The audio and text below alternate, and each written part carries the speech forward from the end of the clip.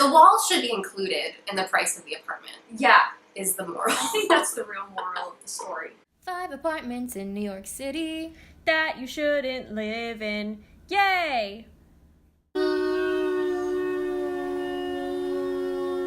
Oh, what a story, Mark.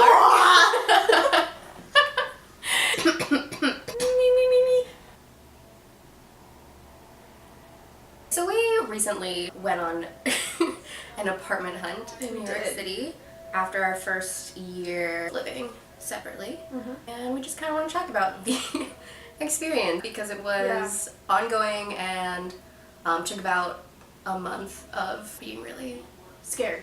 just to share some insight. I also feel like everyone has gone through the exact same process. It's strange how similar everyone's apartment hunting stories are in New York. So maybe this will help someone who has just moved here and is about to start apartment hunting. These are the things you should avoid. Learn from our mistakes. The first type of apartment that you'll find is the duplex. You'll see these advertised, it looks amazing. It's like 2 floors, seems huge.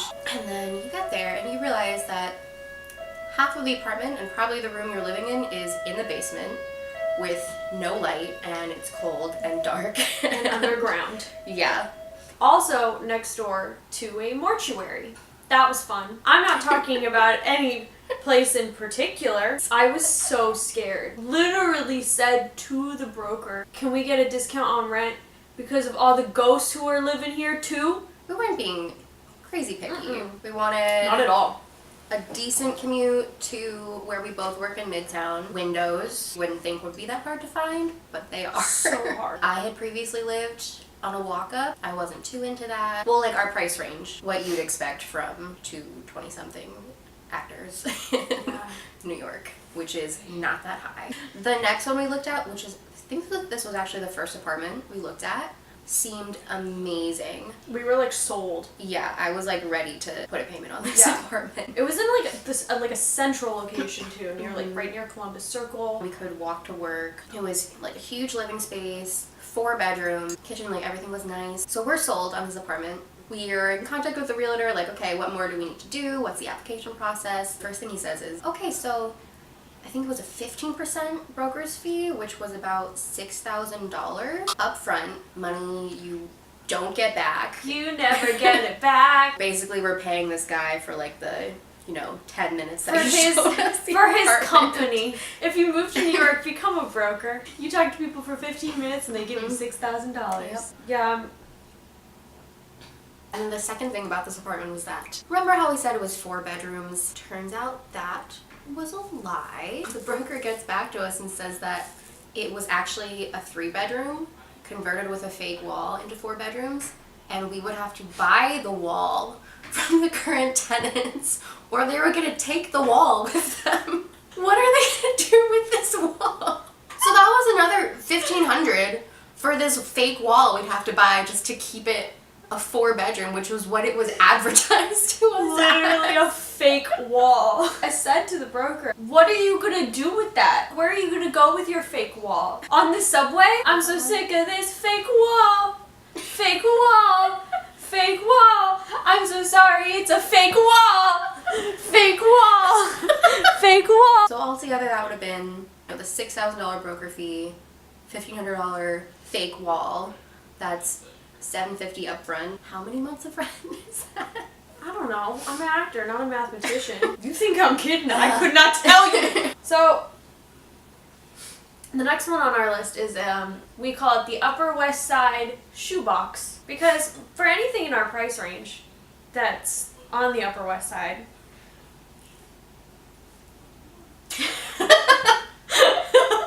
I'm just getting upset. Just don't look on the Upper West Side. Yeah, just rule that whole. Rule it out. Just rule it out. It's expensive. It doesn't work for anyone's budget unless you're really wealthy and a dick. I'll edit it out. It's not gonna work for your budget, especially if you just moved here trying to figure your life out. So if you find any place on the Upper West Side that looks like it will work in your budget, with the amount of bedrooms that you want, be prepared for a scam. Yeah, we walked into this apartment and I would say the entire like living room and kitchen together, which was one room, was about the size of my current bedroom, which fit like my full bed and the closet. That was pretty much it. And that's for like the living space for 4 people. The bedrooms fit just about like a twin bed in each one. Some of them didn't have closets, and then just like no walking space at all. Is it worth being on the Upper West Side to like just be like crammed in your tiny apartment all day? The apartment we were looking at was occupied by, I don't even know how many Columbia students. There were rat traps everywhere. I turned to the broker and I was like, is there a rat problem? And he had the audacity to say, no, I don't think so. And there were rat traps everywhere. But then we ran into another issue. I'll call him Matt. You will encounter brokers who are so persistent, you will think you're in a relationship with them. We walked out of the apartment, went to Panda Express for that good, and then within 5 minutes, he was calling me and texting me, this broker. I will change names to protect the innocent. Matt contacted me every single day, asking me how my day was, started contacting my roommate, asking him how his day was, would just call us constantly, be like, hey, I met other people who might like the apartment more. Okay, congratulations, still not interested. I heard from him so much, I felt like I needed to send him a Christmas card. It's like a guy you went on one bad Tinder date with, and then he just like won't stop texting you. It was strange, but it will happen to you. If you're looking in New York, you will get the weird broker / person you think you may have gone on a Tinder date with. 4th on our list. Did I scare you? A little bit. 4th on our list is something a little personal to me. I just felt like I had to add in my own apartment experience. Basically, the moral of the story is look at the apartment before you move to it.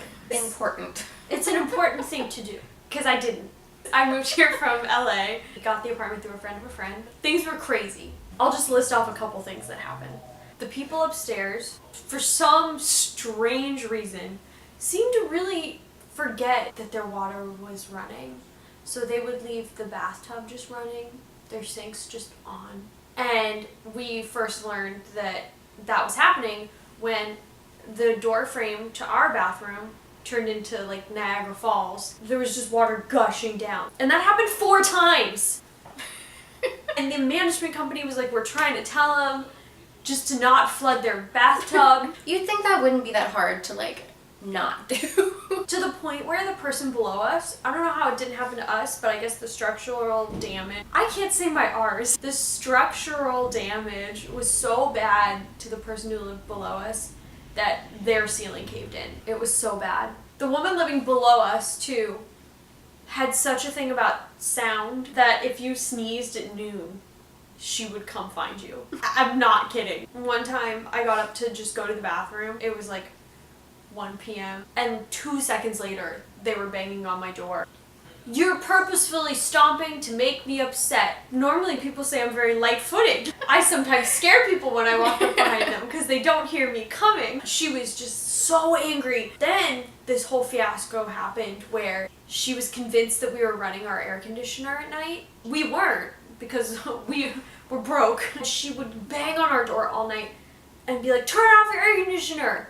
I hear the machine noise. Literally, we let her search our apartment one time because we were so tired. Wow. And she couldn't find anything on.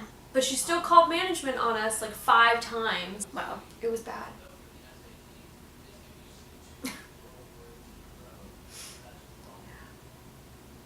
So make sure you're allowed to walk in your apartment. Important. Check for structural damage. Yeah.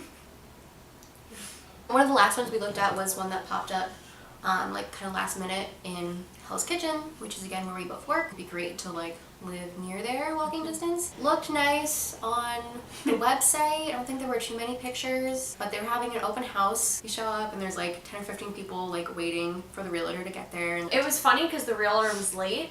So everyone who was standing outside was like awkwardly trying to small talk. And I was the person standing there like, this is pointless. We're never gonna talk to each other again. Stop asking me if I like the weather. I don't. No one does. There was a girl there with her mom. I think like she was in her 50s, helping her daughter like look for apartments, asking us about our first year living here and advice and stuff like that. But then the realtor comes, opens the door and like leads us all up and up, keep going up. Turns out this apartment is on, I think, the 5th floor. It was so high up in these like tiny, narrow, really high, steep staircases. The poor like mother of this girl like couldn't make it up the stairs all the way. It was really sad. And this was also in August when it was just like so hot all the time. So we get there, we're like sweating, and then you have to climb all these like flights of stairs. I remember we got to the top, I was like dying. And the girl was like, Mom! Mom!